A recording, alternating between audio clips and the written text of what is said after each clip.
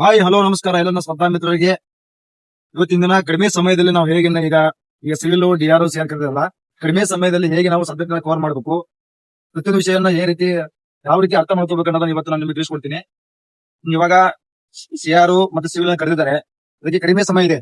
Already ಅಂದ್ರೆ exam date announce ಮಾಡಿದ್ದಾರೆ.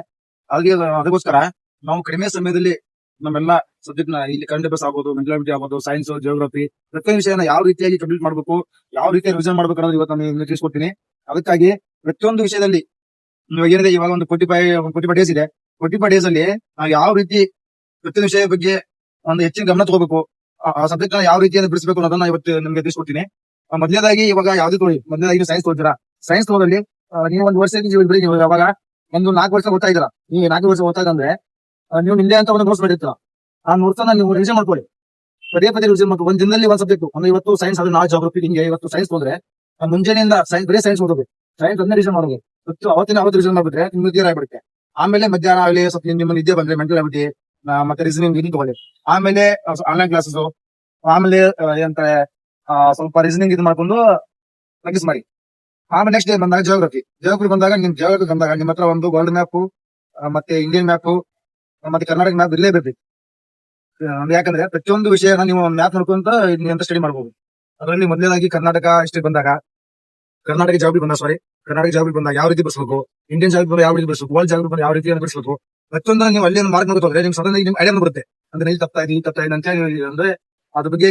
ಮತ್ತೆ ಈಗ ಜಾಗ್ರಫಿ ಬಂದಾಗ ಬಹಳ ಡೆಪ್ತ್ ಆಗಿ ಕೇಳ್ತಾನೆ, ಪ್ರತಿಯೊಂದು ವಿಷಯನ ನೀವು ಡೆಪ್ತ್ ಆಗಿ ಕೇಳ್ತಾ ಅಂದ್ರೆ ಪ್ರತಿಯೊಂದು ವಿಷಯನ ಅದ್ರ ಬಗ್ಗೆ ಅರ್ಥ ಇರುತ್ತೆ. ಪ್ರತಿಯೊಂದು ಅವ್ರ ಡೇ ಎಲ್ಲ ಪೂರ್ತಿ ಎಲ್ಲ ನೀವೇ ಮಾಡ್ಬೇಕು.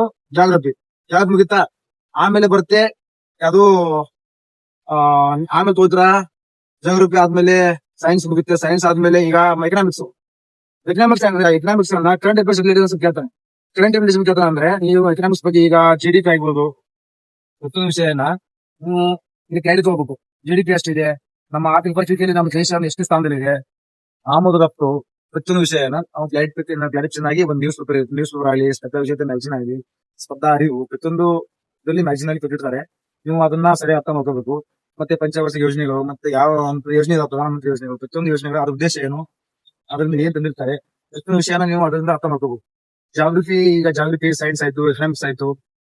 ಆಮೇಲೆ ಈಗ ಏನು ಸಬ್ಜೆಕ್ಟ್ ನೋಡಿ, ಮತ್ತೆ ಸೈನ್ಸ್ ಟೆಕ್ನಾಲಜಿ, ಅದರಲ್ಲಿ ನಿತ್ಯ ಜೀವನದ ವಿಜ್ಞಾನ ಇರುತ್ತೆ.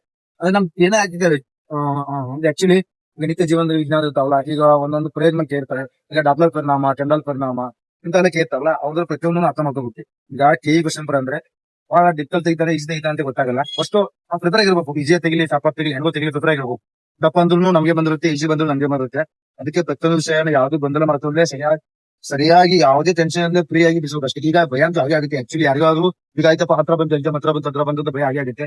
ಯಾವುದೇ ರೀತಿಯಿಂದ ಟೆನ್ಷನ್ ಮಾಡ್ಕೊಂಡು ಇದನ್ನ ಪ್ರಯತ್ನ ಪಟ್ಟಿದ್ರ ನೀವು ಸಿಕ್ಕಾಪಟ್ಟೆ ಪ್ರಯತ್ನ ಆಗಿದೆ. ಈಗ ನೋಡಿ, ಈಗ ಇಷ್ಟ ದಿನ ಓದಿ ಈಗ ಫುಲ್ಲು ಮನ್ಸ್ಪಿಡೆ ಓದೋದು, ವಿಷಯನ ನೀವು ಓದಿನ ಮರೆಯೋದು ಮಾಡಬೇಕು. ಹೋಗ್ರಿ ಆರಾಮ್ ಈಸಿಯಾಗಿ ಒಂದೇ ಇರ್ತಲ್ಲ, ಆರಾಮಾಗಿ ನೀವು ಬೋರ್ ಆಯ್ತಾ ಆಮೇಲೆ ಎಷ್ಟು ನೋಡ್ತೀನಿ.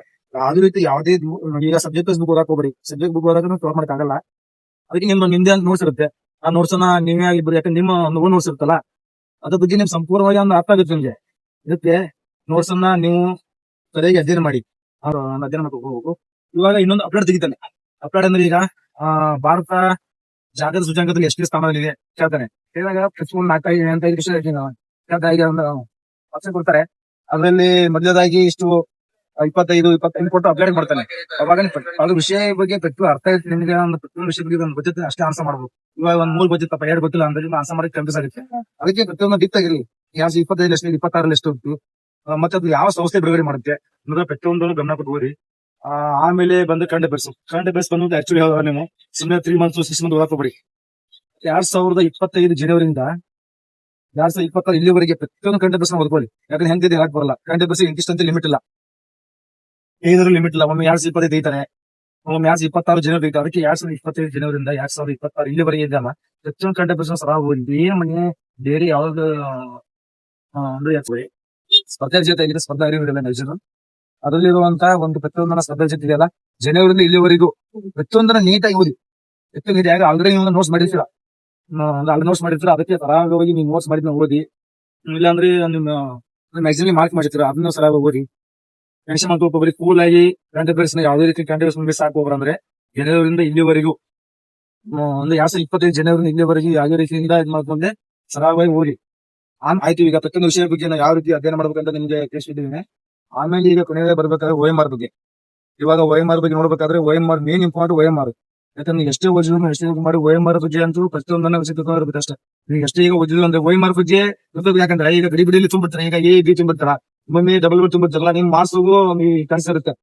ನಂದೇ ಎಕ್ಸಾಂಪಲ್ ತಗೋಬೇಕಾದ್ರೆ ನಾ ಎಕ್ಸಾಮ್ ಬರೆಯುವಾಗ ನಾನು ಟೋಟಲ್ ನನಗೆ ಗೊತ್ತಿರೋದೇ 93 ಎಕರೆಟ್ ಇದೆ. 93 ಎಕರೆಟ್ ನಯ ಮಾಡಿದೆ. ಒಂದು 6 ಅಥವಾ 7 ಕ್ವಶನ್ ಮಾಡಿ ಡಬಲ್ ಬಿ ತುಂಬುತ್ತೆ. ಇವಾಗ ಏನಾಯ್ತು ಲಾಸ್ಟ್ ಗಡಿ ಬಿಡಿ ಅಂದ್ರೆ ಈಗ ಒಂದು ಬಿ ತುಂಬಿ ಲಾಸ್ಟ್ ಕೈಮಿಷನ್ ಮಾಡುವಾಗ ಬಿ ತುಂಬಿದ್ದೆ. ಬಿ ತುಂಬಿದಾಗ ಮತ್ತೆ ಕಂಪ್ಯೂಟರ್ ಸಿ ತುಂಬಿದ್ದೀನಿ. ಹೀಗೆ ಮಾಡಿ 7 ಇಂದ 8 ಮಾರ್ಕ್ಸ್ ಕಳ್ಕೊಂಡಿದ್ದೀನಿ. ಇದಕ್ಕೆ ಆ ತಪ್ಪು ಪ್ರಶ್ನೆ ಮಾಡಕ್ ಹೋಗ್ಬೇಡಿ. ಇದಕ್ಕೆ OMR ಕ್ಲಿಯರ್ ಆಗಿ ತುಂಬಿ ನಿಮ್ ಹೆಸರಲ್ಲಿ ರಿಜಿಸ್ಟರ್ ನಂಬರ್ ಯಾವುದೇ ವಿಷಯನ ಕಂಪ್ಯೂಸ್ ಮಾಡ್ಕೊಂಡೆ ಸರಾವರಿ ತುಂಬಿ ಫಸ್ಟ್ OMR ಈಗ ನೋಡಿ 90 ನಿಮಿಷ ಇರುತ್ತೆ ನಮ್ಗೆ. 90 ನಿಮಿಷ OMR ಯಾವ ರೀತಿ ಸೆಟ್ ಮಾಡ್ಕೊಂಡು ನಿಮ್ಗೆ ಹೇಳ್ತೀನಿ. ಫಸ್ಟ್ ಕೊಟ್ಟಾರೆ OMR ಕೊಟ್ಟಾರೆ ನಿನ್ನ ಹೆಸರು ಎಲ್ಲ ರಿಜಿಸ್ಟರ್ ತುಂಬಿ ಅವರು ಯಾರು ಸ್ಟೇಜ್ ಬರ್ತಾರೆ ಸೈ ಮಾಡ್ತಾರೆ. ಆಯ್ತು ತುಂಬಿದ್ದೆ. ಆಮೇಲೆ OMR ತೆಗೀರಿ. ಆಮೇಲೆ ಕ್ವಶನ್ ಬರ್ತದೆ. ಕ್ವಶನ್ ತಗೊಂಡಾಗ ನೀವು ಕ್ವಶನ್ ಬರಲ್ಲಿ ಫಸ್ಟ್ ಕ್ವಶನ್ ಈಗ ಫಸ್ಟ್ ಆನ್ಸರ್ ಬರ್ತದೆ. ಈಗ ಭಾರತದ GDP ಎಷ್ಟಿದೆ ಅಂತ ಬರ್ತದೆ. ಆನ್ಸರ್ ಗೊತ್ತಿದೆಲ್ಲ ಆನ್ಸರ್ ಅಲ್ಲೇ ಸ್ವಲ್ಪ ಸಾಲದಾಗಿ ಟಿಕ್ ಮಾಡಿ. A B C ಯಾವುದೇ ಇರಲಿ ಈ ಒಂದು ಯಾವುದೇ ಇರಲಿ ಎಲ್ಲ ಸರ ಅಲ್ಲೇ ಒಂದು ಟಿಕ್ ಮಾಡಿ. ಆ ನೆಕ್ಸ್ಟ್ ಕ್ವಶನ್ ಬರಲ್ಲ ಅಂದ್ರೆ 3ನೇ ಕ್ವಶನ್ ಬರುತ್ತೆ. ನೆಕ್ಸ್ಟ್ ಕ್ವಶನ್ ಬರ್ತಲ್ಲ, ಆ ನೆಕ್ಸ್ಟ್ ಕ್ವಶನ್ ಬಂದಲ್ಲಿ ಅದನ್ನ ಇಂಟು ಮಾಡಿ. ನನಗೆ ಗೊತ್ತಿಲ್ಲಪ್ಪ ಇದು ಮುಂದೆ ನಾವು ನೋಡಬಹುದು, ಮುಂದೆ ಆನ್ಸರ್ ಬರ್ಬೋದು ಅಂದ್ರೆ ಮುಂದೆ ಮುಂದಿನ ಕ್ವಶನ್ ನೋಡಿದ್ರೆ ಆನ್ಸರ್ ಬರ್ಬೋದು ಅಂತ ನೋಡ್ಕೊಂಡು ಅಲ್ಲಿ ಟಿಕ್ ಮಾಡಿ. ಆಮೇಲೆ ನೆಕ್ಸ್ಟ್ 3ಕ್ಕೆ ಬರುತ್ತೆ, ಅಲ್ಲಿ ಒಂದು ಬರುತ್ತೆ, ಅಲ್ಲೇ ಸಣ್ಣ ಟಿಕ್ ಮಾಡಿ. ಈಗ ಮಾಡ್ತಲ್ಲ, ಈಗ ಲಾಸ್ಟ್ 100 ಕ್ವಶನ್ ವರೆಗೂ ಬಿಡಿಸಿ ಆಮೇಲೆ ಕೌಂಟ್ ಮಾಡಿ. ಅಂದ್ರೆ ಎಷ್ಟು ಕ್ವಶನ್ ಎಕರೆಟ್ ಎಷ್ಟು ಬಿಡಿಸಿದೀನಿ ಈಗ ಎಕರೆಟ್ ಕೌಂಟ್ ಮಾಡಿ. ಒಂದು 65 ಒಂದು 75 ಕೌಂಟ್ ಮಾಡಿ. ಆಮೇಲೆ ಸೆಕೆಂಡ್ ಟೈಮ್ ಬನ್ನಿ. ಅಂದ್ರೆ ನಿಮಗೆ ಗೊತ್ತಿದೆ 50 ಇದೆ ಅಂದ್ರೆ ಗೊತ್ತಿದೆ ಇಲ್ಲಪ್ಪ ಇದು ಎಲ್ಲೋ ಓದಿದೀನಿ ಇದಕ್ಕೆ ಸ್ವಲ್ಪ ಮಾಹಿತಿ ಇದೆ ಆಯ್ತು. ಆಮೇಲೆ ಅದ್ರ ಮೇಲೆ ಮಾಡಿ.